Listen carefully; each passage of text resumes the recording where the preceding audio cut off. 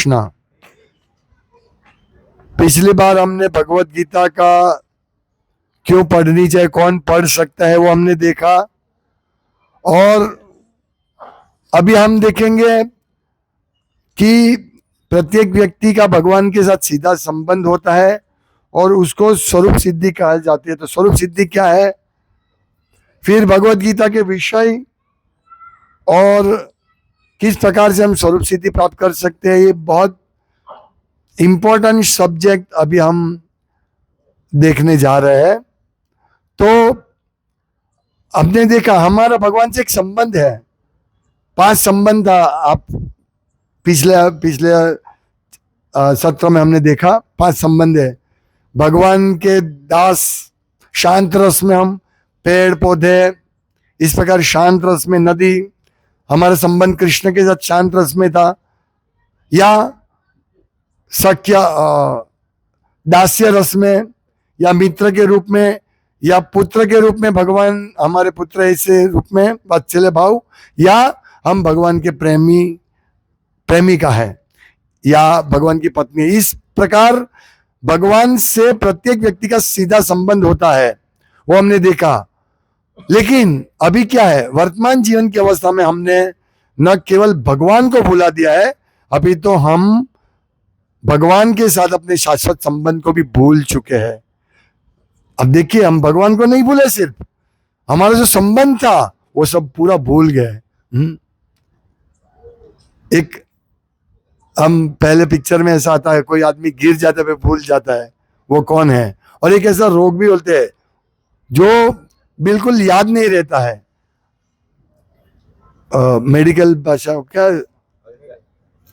Alzheimer है, नहीं, एक ऐसा रोग है जो उसका पर्टिकुलर नाम है, उसमें उसको कुछ याद नहीं रहता।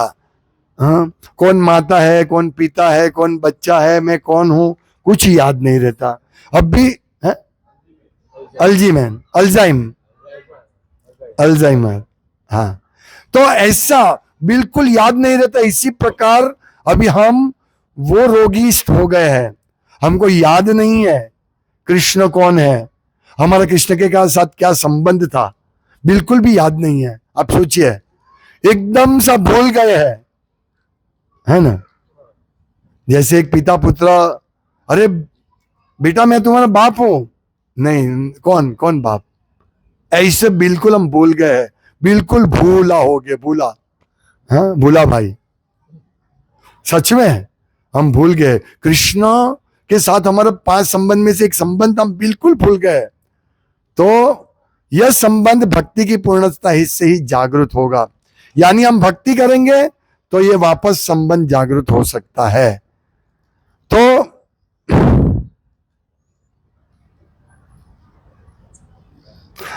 हाँ, तो ये संबंध क्या था हमारा, और जो भगवान के साथ संबंध है उसको हम हमारा स्वरूप बोलते हैं। स्वरूप, हमारा क्या संबंध था, स्वरूप था हमारा क्या। और जब हमको स्वरूप का ज्ञान होता है और वो स्वरूप प्राप्त होता है, उसको बोलते हैं स्वरूप सिद्धि। लाखों करोड़ों जीवों में से प्रत्येक जीव का भगवान के साथ नित्य विशिष्ट संबंध है, यह स्वरूप कहलाता है। यानी हम भगवान के, कृष्ण के पिता है, या कृष्ण की पत्नी है, कृष्ण की प्रेमिका है, या एक पेड़ पौधे, नदी है, या कृष्ण के मित्र है, या कृष्ण के दास है। हाँ, तो ये इसको बोलते हैं स्वरूप। तो हम प्रत्येक का एक स्वरूप है आध्यात्मिक जगत में। अभी हमारा स्वरूप नहीं है, वो हम भूल धारणा में है कि मैं इस देश का प्राइम मिनिस्टर हूं, ये हमारी भूल धारणा है। या मैं इस कंपनी का मालिक हूं, मैं इस घर का मालिक हूं, मैं इस स्त्री का पति हूं, या इस बच्चा मेरा है। ये सब हमारी स्वरूप नहीं है, हमारा स्वरूप ये नहीं है।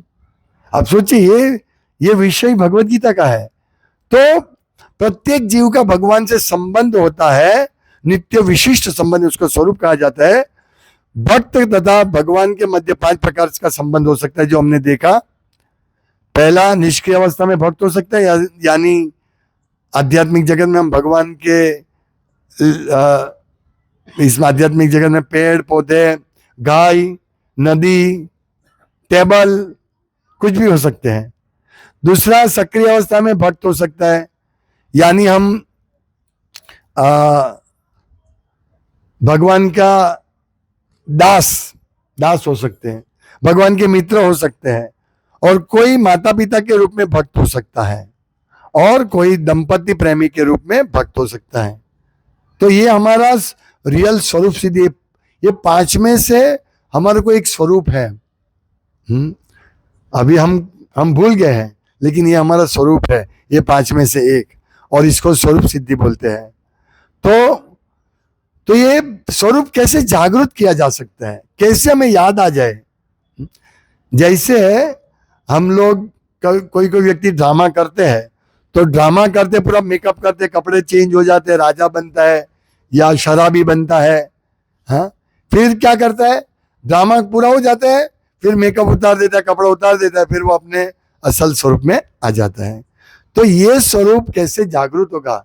ये तो मेकअप उतारने से आ जाएगा ड्रामा में, लेकिन अभी ये मेकअप कैसे उतारे? हाँ, ये मेकअप तो उतरने वाला नहीं है। ये मैं किसी का पिता हूं, हाँ, वो भी मर जाएगा, मैं भी मर जाऊंगा, फिर पिता कौन, पुत्र कौन? तो ये स्वरूप कैसे जागृत किया जा सकता है? वो भक्ति की प्रक्रिया के द्वारा जागृत। और यह स्वरूप अर्थात स्वाभाविक या मूलभूत स्थिति की पूर्णता कहलाती है। यानी हमको भक्ति के द्वारा हमारा स्वरूप सिद्ध होता है, और ये जो मूलभूत स्थिति है वही हमारे जीवन की पूर्णता है, योग की पूर्णता। हम भक्ति करते हैं, और भक्ति करने के बाद जब हम भगवान के साथ ये संबंध में स्थित होते हैं, उसको बोलते हैं पूर्णता, योग की पूर्णता।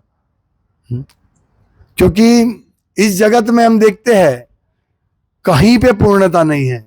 एक करोड़पति को बोलेंगे भाई अभी आपको तो आपके पास 10 करोड़ है, अभी क्यों, अभी रुक जाओ, नहीं, अभी मुझे और चाहिए, है ना?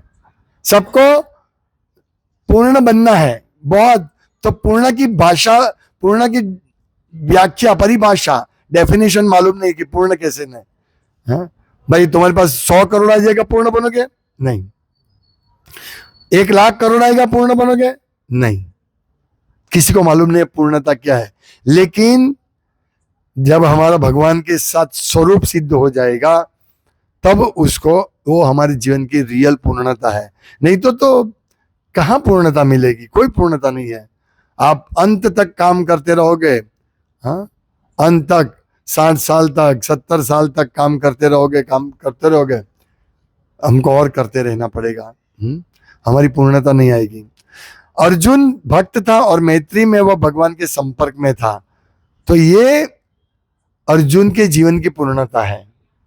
वो पहले भक्त बना और फिर भगवान के साथ मैत्री के संबंध। हालांकि अर्जुन तो शाश्वत, वो कभी बद्ध नहीं होते। अर्जुन, पांडव, ये नित्य मुक्त जीव है। अर्जुन और उनके 4 भाई, कुंती महारानी और पांडु महाराज, ये सब 2 प्रकार के जीव है, नित्य मुक्त और नित्य बद्ध। हम नित्य बद्ध जीव है, हम सब जो हमेशा बद्ध रहते हैं। और अर्जुन जैसे, भीष्म पितामह जैसे, ये सब नित्य मुक्त रहते हैं। वो आते हैं, भगवान की लीला में सहयोग देते, फिर चले जाते हैं। और हम उस नित्य मुक्त जीवों से भगवान की लीलाओं का आस्वादन करके हम भी नित्य मुक्त बन सकते हैं, हम हमारे स्वरूप सिद्धि में होकर। तो ये भगवान और अर्जुन का संबंध क्या था? भक्त और सख्य संबंध था। मैत्री के संबंध में भगवान के साथ वो संपर्क में था अर्जुन। अर्जुन ने भगवत गीता को किस तरह ग्रहण किया? अभी ये महत्वपूर्ण पॉइंट है। देखिए, अर्जुन मित्र के संबंध में था, भक्त था। पहला तो ये भक्त था, और दूसरा क्या, मित्र था। इसीलिए भगवान ने भगवत गीता उनको बताई, ये हमने आगे देखा। अभी भगवत गीता किस तरह ग्रहण की जाए वो देखिए। हमें इस बात पर विशेष ध्यान देना चाहिए कि अर्जुन ने भगवत गीता को किस तरह ग्रहण किया। इसका वर्णन 10वें अध्याय में इस प्रकार हुआ है। देखिए, हम भगवत गीता क्या हो समझ लिया, हाँ, कौन पढ़ सकते हैं? भक्ति समझ सकते हैं। लेकिन अब ये बहुत महत्वपूर्ण कंडीशन है भगवत गीता समझने की, बहुत महत्वपूर्ण बात है जिसे हम भगवत गीता समझ सकते हैं। तो भगवत गीता को अर्जुन ने जिस प्रकार ग्रहण किया, इस तरह हमें ग्रहण करना चाहिए। तो अर्जुन ने किया, अर्जुन भगवत गीता में कहते हैं परम ब्रह्म परम धाम पवित्रम परमम भवान। तो ये अर्जुन कहते हैं, पूरा श्लोक 3 श्लोक बोलते हैं अर्जुन। और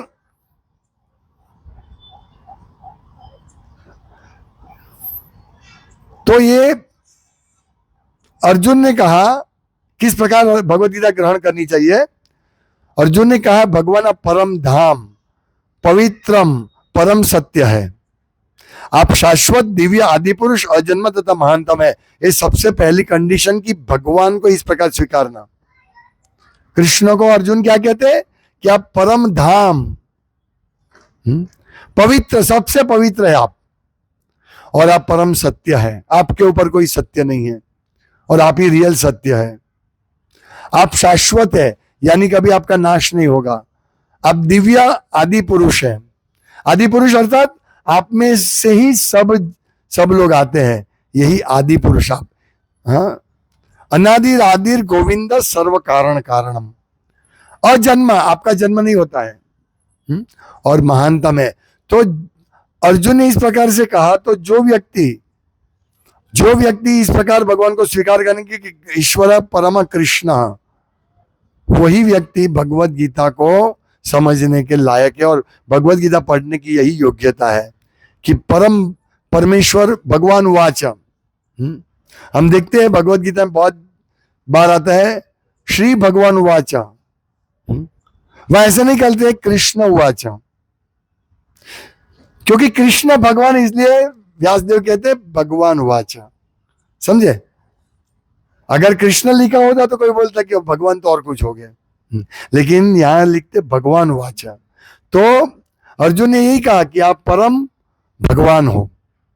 अभी कोई प्रश्न कर सकता है कि भाई ये तो अर्जुन उनका मित्र है, तो एक मित्र दूसरे मित्र को बोलते हाँ भाई तुम तो बहुत धनी हो, तुमसे धनी कोई नहीं है। लेकिन नहीं, अर्जुन क्या कहते हैं, नारद असित देवल तथा व्यास जैसे समस्त महामुनि आपके विषय में इस सत्य की पुष्टि करते हैं। मतलब मैं अकेले नहीं बोलता हूं कि आप भगवान हो। कौन कौन बोलते हैं? नारद मुनि, ब्रह्मा जी के पुत्र, हमारी गुरु शिष्य परंपरा के दूसरे आचार्य, वो असित देवल और व्यास देव, ये सब महान महान अथॉरिटी बोलते हैं जैसे समस्त महामुनि आपके विषय में इस सत्य की पुष्टि करते हैं। और अब आप स्वयं मुझसे इसी की घोषणा कर रहे हैं। और स्वयं भगवान ने भी कहा मत्ता परतरम नान्यत। ये श्लोक जो है 10वें अध्याय का श्लोक है। इसमें 4 महत्वपूर्ण श्लोक, 8 से 12 श्लोक, 8, 9, 10, 11, 8 से 11 श्लोक है जिसमें भगवान ये सब बता देते हैं। मत्ता परतरम नान्यत, मेरे से श्रेष्ठ कुछ नहीं है। हाँ, और भक्त मेरा ही गुणगान करते हैं और मैं उनको बुद्धि देता हूं, मैं उनको ज्ञान का प्रकाश देता हूं। इस प्रकार 4 श्लोक है जिसको 4 श्लोक की भगवत गीता कहते हैं। ये 10वें अध्याय में है। तो ये सब सुनने के बाद अर्जुन कहते हैं कि आप परम ब्रह्म हो, मुझे कोई डाउट नहीं है। तो अर्जुन की इस भावना से मैं भगवत गीता पढ़ना है। फिर नारद, असित देवल, ये सब महामुनि भी इसकी पुष्टि करते हैं और आप भी ऐसी ही घोषणा कर रहे हैं। हे कृष्ण, आपने जो कुछ कहा है उसे पूर्ण रूप से मैं सत्य मानता हूं। हे प्रभु, न तो देवता और न असुर ही आपके व्यक्तित्व को समझ सकते हैं। लोग बोलते हैं 33 करोड़ देव देवता है, 33 करोड़ देव देवता है, लेकिन देवता भी जानते नहीं कि कृष्ण कौन है। अहम आदि ही देवानाम। भगवान कहते हैं मैं देवताओं का भी आदि हूं, क्योंकि सबसे पहले इस विश्व का सर्जन हुआ, उसमें सबसे पहले कौन प्रकट होते हैं? किसी को मालूम है? उंगली खड़ा कीजिए। ये भगवान प्रकट होते हैं, उसके बाद विश्व का सर्जन करते हैं। हाँ, फिर कौन पहला है? ब्रह्मा जी। सबसे पहले ब्रह्मा जी आते हैं। तेने ब्रह्म हृदय आदि कवय मुयंती यत सूर्य। आदि कवय मीन्स ब्रह्मा जी, અને બ્રહ્મ ભગવાન બ્રહ્મા એ आदि कवय ब्रह्मा जी ने ज्ञान आपे छे, देते हैं। और उसके बाद ब्रह्मा जी विश्व सृष्टि का सर्जन शुरू करते हैं। सबसे पहले 4 कुमार प्रकट हुए, फिर शिव जी प्रकट हुए, फिर नारद जी और सब पूरे सब 9 ऋषि, हाँ, ये सब प्रकट हुए। और उसके बाद देवता है।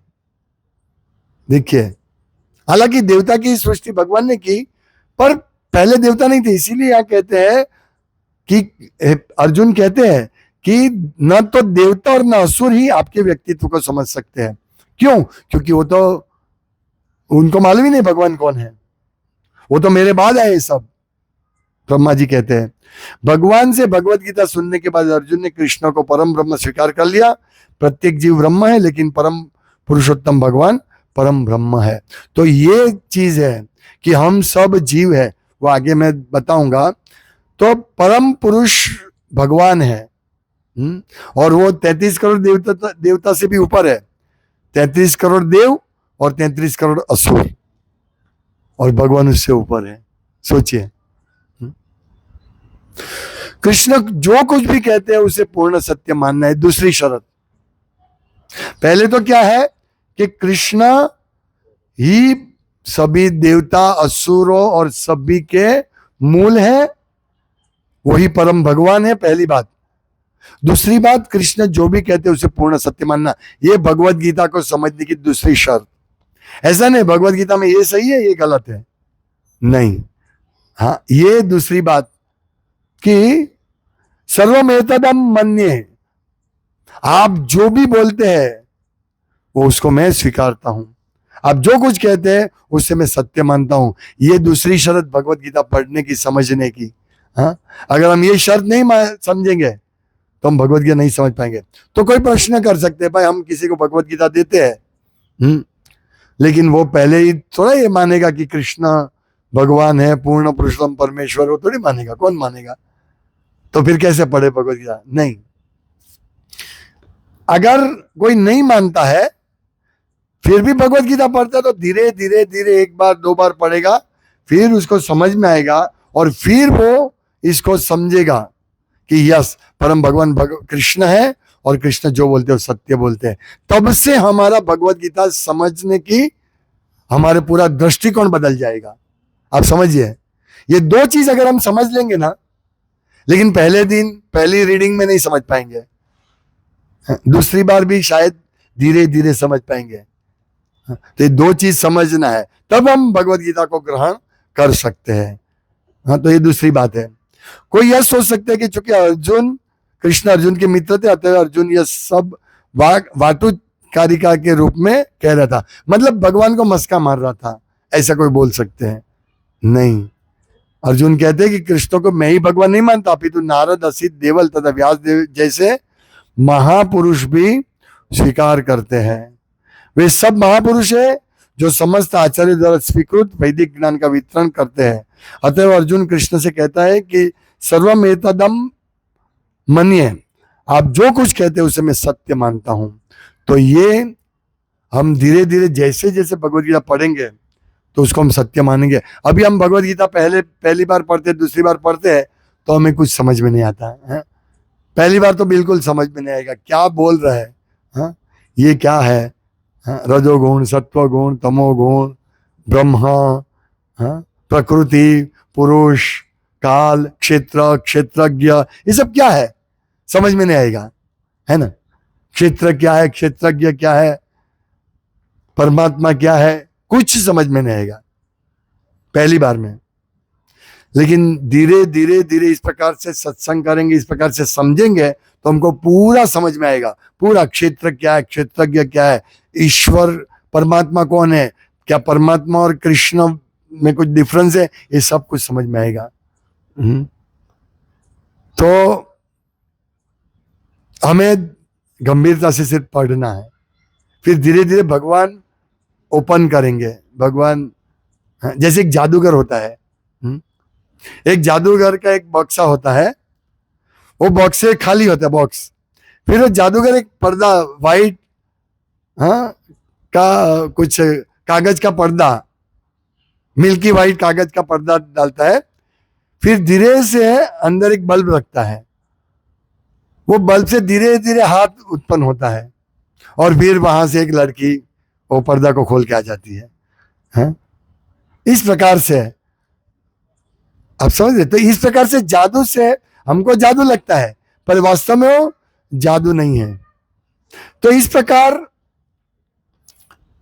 हम लोगों को समझना है कि भगवान जो भी कहते हैं वो सत्य है। मतलब कहने का मतलब मैं क्यों ऐसा बता रहा हूं कि पहले जब भगवत गीता पढ़ते तो कुछ समझ में नहीं आता क्या है, कुछ ये सब खाली है, ये सब क्या है। फिर धीरे से ओ ब्रह्म क्या है? फिर क्षेत्र क्या है, क्षेत्रज्ञ क्या है, उनके बीच में जो चर्चा चली वो क्या है? ये नया भगवत गीता एक भी बार नहीं पढ़ी होगी इसको ये समझ में नहीं आएगा। और अगर प्रभुपाद की भगवत गीता यथारूप नहीं पढ़ी है तो आप कोई भी और भगवत गीता पढ़ लो, कुछ समझ में नहीं आएगा। क्षेत्रज्ञ क्या कुछ समझ में नहीं आएगा। रजोगुण, तमोगुण, सत्वगुण, कुछ समझ में नहीं आएगा। तो जैसे मैंने बोला ना, जादूगर धीरे से अपने आप सब पूरी लड़की खड़ी कर देगी, ऐसे ही भगवान धीरे धीरे धीरे हम भगवत गीता पढ़ेंगे ना तो भगवान ये सब हमारे सामने प्रकट करेंगे। ये ज्ञान ऐसे प्रकट होता है, हाँ? हमारी बुद्धि से नहीं प्रकट होता है। तो ये जो दूसरी शर्त कि भगवान को परम सत्य मानना, ये शर्त है। लेकिन ये प्रवेश अभी हम जब पहली बार पढ़ते तो हम भगवत गीता प्रवेश नहीं ले सकते हैं, भगवान को समझ नहीं सकते हैं। कितनी बार पढ़ते हैं। मैं जब इस्कॉन में आया नहीं उससे पहले मैं एक श्लोक की भगवत गीता पढ़ता था, उसमें एक पूरा अध्याय पढ़ लेता था रोज, पर मैं समझता नहीं था क्या है, आता है पढ़ो पढ़ो कोई बात नहीं पढ़ो, बस ऐसे ही पढ़ता था। कम से कम मैं 40-50 बार ऐसा पढ़ लिया वो भगवत गीता गुजराती अनुवाद, पर कुछ समझ में नहीं आया। और प्रभुपाद की भगवत गीता एक बार पढ़ी तो कुछ समझ में आया, कुछ है। फिर जब दूसरी बार पढ़ी तब लगा रहे तो कुछ है इसमें, बहुत बड़ी चीज है, फिर भी पूरा समझ में नहीं आया। तो बारंबार आज भी पूरा समझ में तो भगवत गीता किसको आएगा?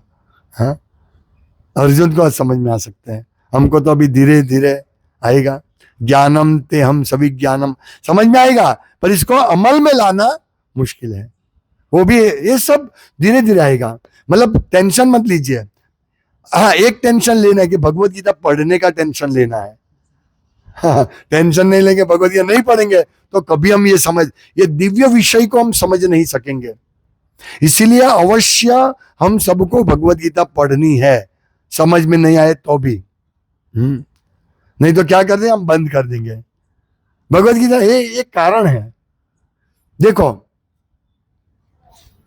अगर मैं भौतिक बात करूं तो मैं पहले जेम्स हेल्डी चेज की बुक पढ़ता था, बहुत इंटरेस्टिंग, इतनी मोटी बुक थी, इतनी मोटी बुक, और छोटे छोटे अक्षर थे उसके, उसमें सस्पेंस होता है, थ्रिलर होता है, तो बहुत अच्छा लगता है। जब मैं बंद करता हूं, बंद करने का मन नहीं होता था, फिर बंद कर तो उसको याद रहता है, फिर जब दूसरी बार पढ़ता हूं तो इतनी एब्सॉर्ब हो जाता था।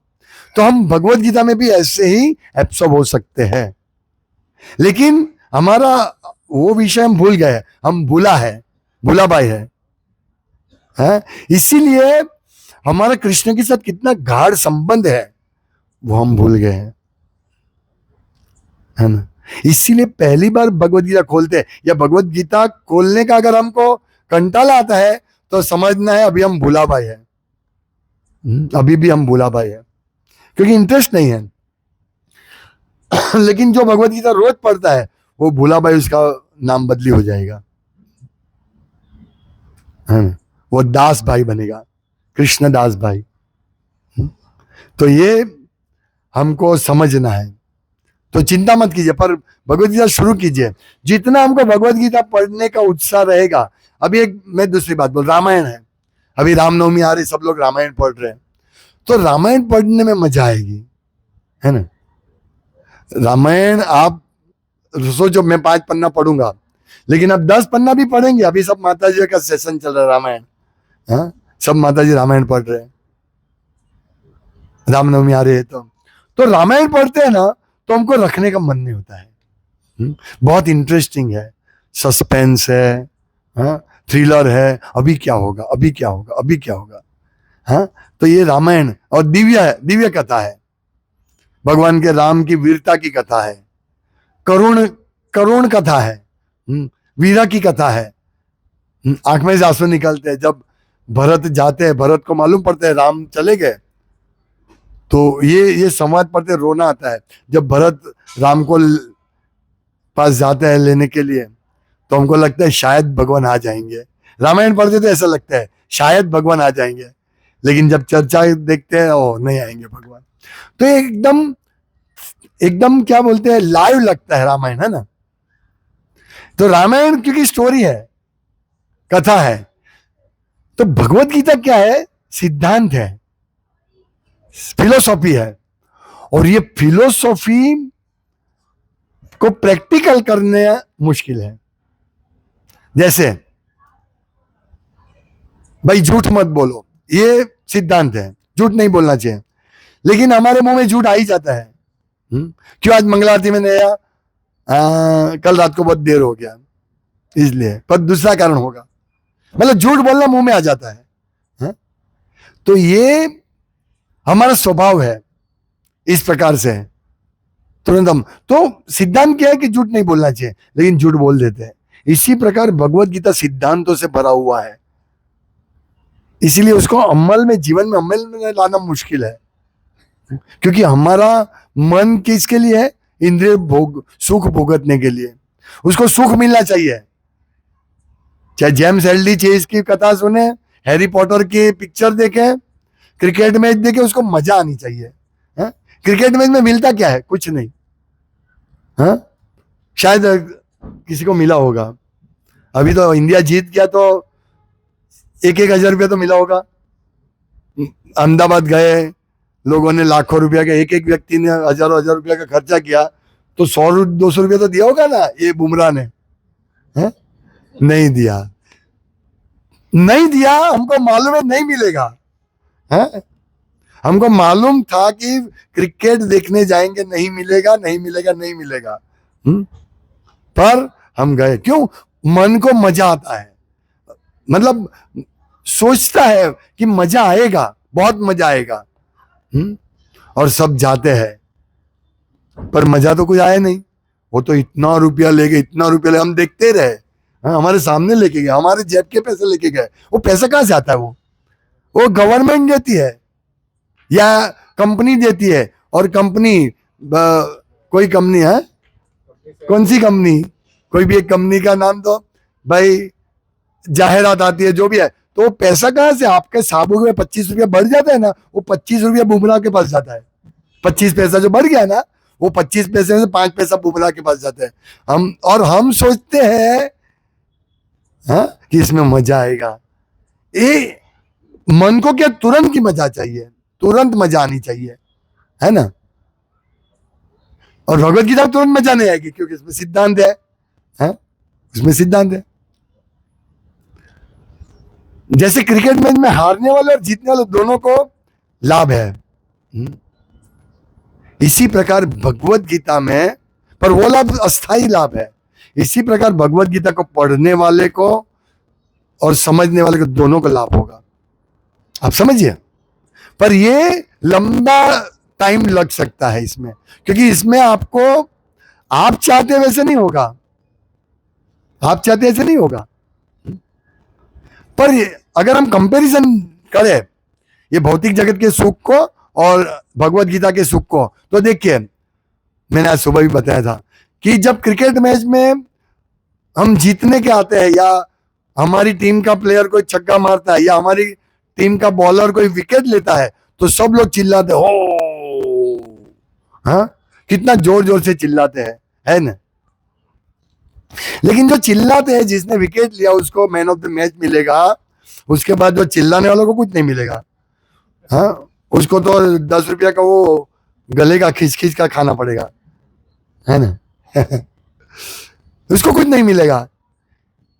इतने लोग चिल्लाए स्टेडियम में, 1,000, 2,000, 5,000, 10,000 जो भी है वो सब चिल्लाए, उसको कुछ नहीं मिला। लेकिन भगवत गीता जो पढ़ते या भगवान की भक्ति करते हैं, ऐसे चिल्लाते हैं, हरे कृष्णा कृष्णा कृष्णा हरे हरे, हरे राम राम राम हरे हरे, इतना बोलने से आप सबको बहुत कुछ मिल जाएगा, ये गारंटी।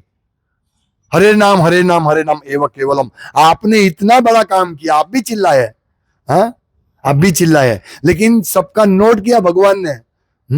सबका नोट। वो छोटी लड़की है ना चश्मा वाली, उसको मालूम नहीं, वो बोली बोली थी, हरे कृष्ण बोली थी, है ना, भगवान ने नोट किया ये छोटी लड़की को भी। वहां बुमराह का चिल्लाया, उसको किसी ने नोट नहीं किया। कितने चिल्लाए, किसी ने नोट नहीं किया। यहाँ 4 सेकंड के लिए भी चिल्लाए हम, हरे कृष्ण बोले, भगवान ने नोट किया। आप समझे? आप देखिए मैं क्या समझा रहा हूं। भगवत गीता और जेम्स एल्डी चेज पढ़ने से ऐसा ही होता है। जेम्स एल्डी चेज कितना मजा आया। शेरलॉक होम्स सस्पेंस, कितना मजा आता है, बहुत मजा आता है। और यहाँ भगवत गीता है, मजा नहीं आता है। लेकिन वो शेरलॉक होम्स, आप 1,00,000 शेरलॉक होम्स पढ़ लो, 1,00,000 जेम्स एडली चेज की बुक पढ़ लो, चाचा चौधरी की बुक पढ़ लो, हाँ स्पाइडरमैन देख लो, सुपरमैन देख लो, कितना भी देख लो एक साइड पे, धुरंधर मूवी देख लो, कुछ भी देख लो, उसमें मजा आएगी। हाँ फिल्म का गीत आता है, पॉपकॉर्न खाते जाओ, गीत देखते जाओ। ये क्या भगवत गीता में तो ऐसे टट्टार बैठ के पढ़ो। आप समझ रहे बात, डिफरेंस चीज। इसमें कुछ नहीं मिलेगा, इसमें कंटाला आएगा पर बहुत मिलेगा, है ना भगवत गीता, ये डिफरेंस है। इसीलिए हमको ये लेवल पे पहुंचना है। कौन से लेवल पे? भगवत गीता को समझने का। लेकिन भगवत गीता को समझने का लेवल पे पहुंचने के लिए पहली बार तो पढ़ना पड़ेगा ना, कंटाला आए तो अभी पढ़ना पड़ेगा। ये मेरा पॉइंट है। वो स्लो है। भगवत गीता को भक्ति भाव से ग्रहण करना चाहिए। अब ये दूसरा पॉइंट, पहले दिन तो भक्ति आएगी नहीं। हम क्रिकेट प्रेम आएगा, क्रिकेट प्रेम तो दबाना पड़ता है भाई, रुक 4 बॉल और 5 रन, पूरा हृदय बाहर निकल जाएगा, यहाँ हाथ नहीं रखेंगे तो धक धक धक धक धक धक धक धक, वर्ल्ड कप चैंपियन बनेंगे, सिर्फ 4 बॉल में 5 रन है, धक धक धक धक है, इसमें तो हमारा ये हो जाएगा। लेकिन यहां कुछ भक्ति भाव नहीं है, क्रिकेट भाव है। और जैसे ही हार गया जीत गया, धक धक बंद। लेकिन जब हम भगवान के भगवत गीता पढ़ते हैं, हाँ, और ये भगवान का भाव जब हम भक्ति भाव से ग्रहण करते हैं ना, तो ये हमारा कृष्ण कृष्ण कृष्ण हमारे हृदय में सतत चलता रहता है, सतत। और आनंद, सच्चिद आनंद, भगवान सच्चिद आनंद है। इसीलिए भगवत गीता, क्योंकि भगवान का मैसेज है और साक्षात भगवान है, भगवान का मैसेज साक्षात भगवान है। इसीलिए हमको हमारा जो, अगर हम इसको ग्रहण करेंगे तो हम सीधा कृष्ण के साथ संपर्क करेंगे। अर्जुन यह भी कहता है कि भगवान के व्यक्तित्व को समझ पाना बहुत कठिन है, यहां तक कि बड़े बड़े देवता भी उन्हें नहीं समझ पाते। आप देखिए, देवता नहीं समझ पाते। इंद्र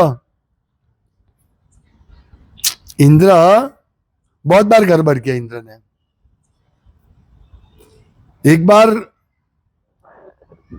भगवान ने बोला भाई ये इंद्र का पूजा बंद करो। तो इंद्र बोला, ये कौन लड़का मेरी पूजा बंद करवाते हैं, लाओ सावर्तक बादल को बुला लिया। सावर्तक बादल मतलब इतना बड़ा बड़ा बारिश का ये होता है, हमारा इतना बूंद होता है ना बारिश, ये इतना सावर्तक बादल, यानी पूरे विश्व का विनाश करने वाला बादल को बुला दिया और गिरा दिया पूरा वृंदावन पे। और भगवान ने गोवर्धन उठा के सबका रक्षण किया। फिर अर्जुन चला गया, माफी, अरे सॉरी, ये इंद्रदेव चले गए, माफी मांगा, चले गए। फिर भगवान एक बार जाते स्वर्ग में, सत्यभामा ने बोला पारिजात वृक्ष लेने के लिए, वो स्वर्ग में होता था। तो भगवान गए, तो वो जब लेके जा रहे थे, और इंद्र बोले कहाँ जाके, यहाँ का आपको लेने नहीं जाना है, तुम कौन होते हो रोकने वाले? कृष्ण बोले, नहीं नहीं, मैं ये हमारा है प्रॉपर्टी, फिर वापस लड़ते हैं। फिर मतलब क्या कहते हैं, यहां तक कि बड़े बड़े देवता भी उन्हें नहीं समझ पाते हैं, तो हमारी तो बात क्या करे, है ना, हमारी बात क्या करे। अतएव मानव भक्त भी ने, अतएव भक्त बने बिना भगवान भी श्री कृष्ण को कैसे समझ जा सकता है। अतएव भगवत गीता को भक्ति भाव से ग्रहण करना चाहिए। अगर हम भक्ति भाव से ग्रहण नहीं करेंगे ना, लोग बोलते हैं भगवत गीता योग योग है, कर्म है, इसमें बिजनेस का है, ये है वो है, कुछ नहीं, इसमें सिर्फ भक्ति भाव ही है। हाँ, ये सब समझा है भगवान ने, ये सब समझा है, लेकिन मुख्य बात है भक्ति भाव। किसी को यह नहीं सोचना चाहिए कि वह कृष्ण के तुल्य है, नहीं सोचना चाहिए कि कृष्ण सामान्य पुरुष है या कि एक महानतम व्यक्ति है। कृष्ण महान व्यक्ति है इतना ही नहीं सोचना चाहिए, हाँ वो एक बहुत बहुत बहुत महान व्यक्ति है, नहीं, वो भगवान है। सामान्य पुरुष तो है ही नहीं, पर भगवान है वो। इस ऐसे समझन के साथ हम भगवत गीता को ग्रहण कर सकते हैं। भगवान श्री कृष्ण साक्षात पुरुषोत्तम भगवान है। अतः भगवत गीता के कथनानुसार या भगवत गीता को समझने का प्रयत्न करने वाले अर्जुन के कथनानुसार हमें सिद्धांत रूप में कम से कम इतना तो स्वीकार कर लेना चाहिए कि कृष्ण भगवान है, और उसी विनीत भाव से हमें भगवत गीता को समझ सकते हैं। ये भाव, कृष्ण साक्षात परमेश्वर है। जब तक कोई भगवत गीता का पाठ विनम्र भाव से नहीं करता है, तब तक उसे समझ पाना अत्यंत कठिन है, क्योंकि यह एक महान रहस्य है, सीक्रेट, ओपन सीक्रेट है। ओपन सीक्रेट भगवत गीता हमारे पास है, इसमें लिखा है कि भगवान पूर्ण पुरुषोत्तम परमेश्वर है, भगवान के शरण में जाने, ओपन सीक्रेट है। पर जब तक हम विनम्र भाव से नहीं पढ़ेंगे, तब तक हम भगवत गीता को नहीं समझ पाते। इसीलिए लोग भगवत गीता नहीं समझते हैं। आप समझिए, अब देखो कथा होती है, किसकी होती है, भागवत की कथा होती है। भगवत गीता की कथा नहीं समझ पाते लोग। वैसे भागवत की कथा भी कोई समझते नहीं है, क्योंकि भगवत गीता का विस्तार ही भागवत है, भगवत गीता का विस्तार ही भागवत है। तो एक महान रहस्य है भगवत गीता। भगवत गीता को सामान्य मत समझो, आप समझो आपके पास क्या आ गया। आपके पास ऑयल का भंडार आ गया। आप समझिए, अभी ऑयल का भंडार चाहिए हमको, नहीं तो ये 10-20 दिन में तो हम चल के जाना पड़ेगा सब जगह, है ना। अभी ऑयल का क्राइसिस होने वाला है, ईरान का युद्ध हो रहा है। तो देखो कितनी हमारी जो इकोनॉमी है ना, सिर्फ ऑयल पर है। मतलब एक दिन भी नहीं चलेगा, अभी ये इकोनॉमी है ना, सब कोलैप्स हो जाएगी। अभी नहीं, थोड़े समय चलेगा। अब आज हमने देखा कि ऑयल बंद हो गया, पूरे सब ये हो गया, जैसे ऑयल खाते हैं ऐसा लगता है। हा? आप समझिए कि ऑयल की वजह से आज पूरा विश्व में भागदड़ मची हुई, सब टेंशन में है। और एक दिन तो ऑयल बंद होने वाला है, एक दिन ऑयल बंद होने वाला है। ये गैस, कुकिंग गैस, ये सब खत्म होने वाला है। इसीलिए एक दिन सबको कहाँ जाना पड़ेगा, नंदग्राम जाना पड़ेगा। भरत चंद्र प्रभु जग्या रख जो नंदग्राम जाए, सबको नंदग्राम जाना पड़ेगा, क्योंकि हमको जीवन जीने के लिए ऑयल की कोई आवश्यकता नहीं है। ये अभी जो आर्टिफिशियल सब चल रहा है, ऑयल कोई आवश्यकता नहीं, पेट्रोल की कोई आवश्यकता नहीं। हमारे इधर से उधर जाने तो बैलगाड़ी है, और बैलगाड़ी को चाय खाना चाहिए तो घास है, घास को उगाने के लिए भगवान का पानी है, बारिश आएगी। अन्नाद भवंती भूतानी पर्जन्याद संभव। तो ये सब जो भगवान ने बने, ऑयल की आवश्यक है। ये ऑयल किसके लिए मालूम है, ये जो पृथ्वी है ना, उसको बैलेंस करने के लिए ऑयल रखा है। आप समझिए, अभी ये माइक है, माइक का स्टैंड है ना, ये बैलेंस है, ये स्टैंड के ऊपर रहता है। अभी इधर कोई इसको वेल्डिंग करके उड़ा दे तो क्या करेगा, धप्प देके गिर जाएगा, है ना। तो ये ईरानी लोग या गल्फ वाले सोचते हैं ऑयल हमारे बाप का है, निकालो निकालो निकालो, निकालते हैं और बेचते हैं सबको, है, और पैसे से वो अय्याशी करते हैं। उसको मालूम नहीं ऑयल किस लिए भगवान ने रखा है। सोना चांदी ऑयल ये सब इक्विलिब्रियम के लिए रखा है, बैलेंसिंग के लिए रखा है। ये ऑयल सब लेके जा रहे हैं, तो एक दिन तो ऑयल खत्म होने वाला है ना, फिर ये कोलैप्स हो जाएगा, पूरा कोलैप्स हो जाएगा। अभी तो हमको मालूम है युद्ध खत्म होगा, ऑयल मिल जाएगा वापस, लेकिन समय बहुत खराब, इसीलिए हम लोगों को ये वर्णाश्रम, प्रभुपाद जोर देते थे वर्णाश्रम पे कि हमारा खाना उगाओ, खाओ, हमको क्या चाहिए, खाना चाहिए। लेकिन अभी हम खाना भी नहीं खा सकते, क्यों? गैस, गैस महंगा हो जाएगा, गैस बंद हो जाएगा, तो पकाएंगे कैसे? लकड़ी तो है नहीं, हाँ? जलाओ लकड़ी होती है, वो सिर्फ जलाने के लिए, कुकिंग के लिए वापरते हैं। लेकिन अभी तो हमने सब बंद कर दिया कनेक्शन। अब समझ, ये बहुत बड़ा विषय है, छोड़ो। तो जब तक, तो भाई ये सब बड़ा विषय में हम फंस जाएंगे, फंस जाएंगे मतलब अगर हम भगवत गीता नहीं पढ़ेंगे ना तो ये फंस जाएंगे हम। इसीलिए ऑयल की क्राइसिस में हम फंस जाएंगे। इसीलिए महान रहस्य को पढ़ो, भगवत गीता का।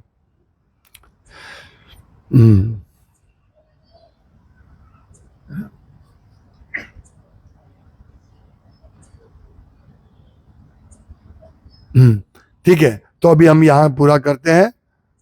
अभी नेक्स्ट 2 सेशन लूंगा, एक 2 वीक का सेशन है हम, जिसमें समझेंगे भगवत गीता का महत्व भी क्या है। ये तो हमने देखा, तो आप सब लोग, ये गंभीर विषय है, ये महत्व गंभीर, जितना गंभीर उतना ही महत्वपूर्ण विषय है। हाँ, और सीक्रेट है, ओपन सीक्रेट है, पर इसको पढ़ने के लिए हमको शुरुआत करनी पड़ेगी, और बिना अंतराय प्रतिदिन इस भगवत गीता को पढ़ना है। यही भगवत गीता को समझने की सबसे अच्छा उपाय है, समझे? इसलिए भगवत गीता को पढ़ना है, समझ में नहीं है तो भी पढ़ो, अगर दूसरी बार पढ़ो, तीसरी बार पढ़ो, और भक्तों का संग करो, भक्तों के समझो। भाई मुझे समझ में ना आए, कभी पूछते हैं किसी भक्त को कि ये क्या है, ये क्या लिखा, सांख्य योग क्या है? सांख्य योग भी आता है उसमें, है? तो ये सब पूछिए भक्तों को। ऊर्ध्व मूलम, उल्टा पेड़, अश्वत्थ वृक्ष का 14वें अध्याय में, 15वें अध्याय में पुरुषोत्तम योग में है कि एक ऐसा पेड़ का वर्णन है, आपने पढ़ा होगा जिसने भगवत गीता, जिसका मूल ऊपर है और उल्टा पेड़ है, जैसे ये नारियल है तो नारियल नीचे है और ये ऊपर है, ऐसा पेड़ का वर्णन है। वो क्या है? हाँ, क्या है? सब समझ में आता है? नहीं आता है। इसीलिए भक्तों को पूछो ये क्या है, इसका मतलब क्या होता है। अभी 2 वीक के बाद हम वापस भगवत गीता शुरू करेंगे, तो ध्यान से पढ़िए, से घर पे पढ़िए, समझ में नहीं आता और भक्तों को पूछिए, पर आगे बढ़िए। देखिए यही रास्ता है, यही रास्ता से हम पूर्णता को प्राप्त करेंगे, भगवत गीता के रास्ते से ही, भगवत गीता को पढ़ने से ही हम पूर्णता प्राप्त करेंगे। यदि हम भगवत गीता नहीं पढ़ेंगे तो हम पूर्णता प्राप्त नहीं करेंगे, ये फॉर श्योर है, ये सत्य है। ये चीज किसी को भी भगवत गीता पढ़ना ही पड़ेगा। अगर कोई अनपढ़ है तो क्या करेंगे? अनपढ़ है तो हरे कृष्ण महामंत्र का जप करें, तो भी वो भगवान धाम जाएगा। लेकिन जो पढ़े लिखे हैं उसको भगवत गीता पढ़नी ही पड़ेगी। हरे कृष्ण महामंत्र सबका कल्याण होगा, लेकिन उसको करने के लिए भी हमको शक्ति चाहिए, और वो शक्ति मिलेगी भगवत गीता पढ़ने से। हरे कृष्णा। श्रीमद् भगवत गीता की जय, श्रील प्रभुपाद की जय। वंशकल्पतरुभ्यश्च कृपा सिन्धुभ्यैव च पतितं पावनेभ्यो